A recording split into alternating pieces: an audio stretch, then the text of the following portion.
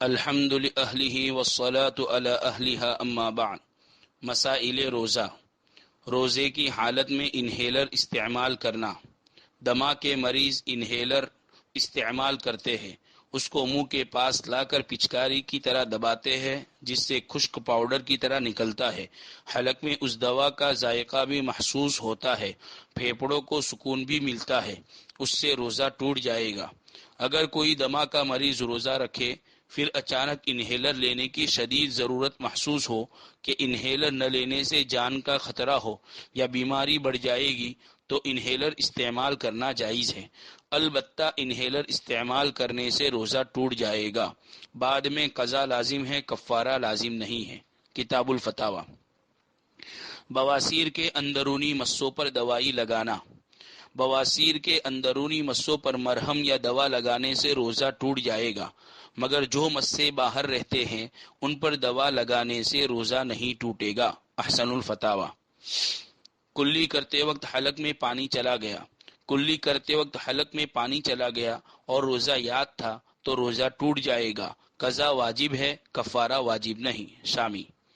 روزے کی حالت میں بیوی سے بوسو کنار کا حکم۔ کسی نے روزے کی حالت میں اپنی بیوی کا بوسہ لیا یا اس کے ساتھ چمٹا مگر جماع یعنی صحبت نہ کیا تو اس کا روزہ اس وقت ٹوٹے گا جبکہ اس کو انزال یعنی منی نکل آئے۔ منی نکلنے پر اس روزے کی قضا لازم ہوگی، کفارہ لازم نہ ہوگا، اور اگر منی نہ نکلے تو روزہ نہیں ٹوٹے گا، قضا اور کفارہ کچھ لازم نہ ہوگا۔ شامی۔ روزے کی حالت میں بیوی سے جماع کا حکم۔ روزے کی حالت میں اپنی بیوی کے ساتھ جماع یعنی صحبت کرنے سے روزہ ٹوٹ جاتا ہے، چاہے منی نکلے یا نہ نکلے، دونوں صورتوں میں قضا اور کفارہ لازم ہوگا۔ فتاوی شامی۔ کفارہ صوم۔ روزے کا کفارہ۔ روزے کے توڑنے کا کفارہ یہ ہے کہ غلام یا باندی آزاد کرے۔ اگر یہ ممکن نہ ہو، جیسا کہ آج کے زمانے میں ممکن نہیں ہے، تو لگاتار 2 مہینے کے روزے رکھے، درمیان میں ایک دن بھی نہ چھوٹے۔ اگر ایک بھی دن چھوٹ گیا تو ازسرِ 2 مہینے کے روزے رکھنے ہوگے۔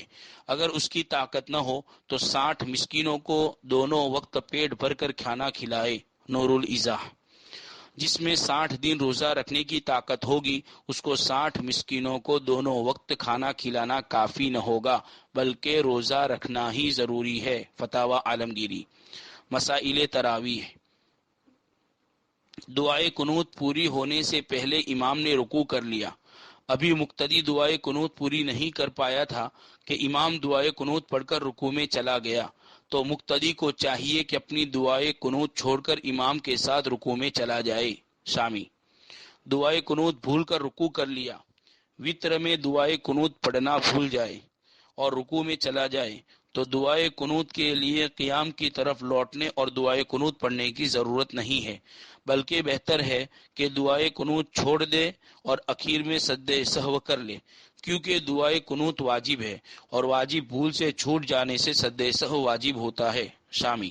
لیکن اگر رکوع کے بعد دعائے قنوت پڑھنے کے لیے دوبارہ قیام کی طرف لوٹ گیا تو اب دعائے قنوت پڑھ کر سیدھا سجدے میں چلا جائے، دوبارہ رکوع نہ کرے، اس لیے کہ رکوع کے بعد دعائے قنوت پڑھنے سے پہلا رکوع باطل نہیں ہوتا ہے، لہٰذا دوبارہ رکوع نہ کرے، اور اگر دوبارہ رکوع کر لیا تو نماز فاسد نہ ہوگی، لیکن یہ دوسرا رکوع لغو ہے، بیکار ہے۔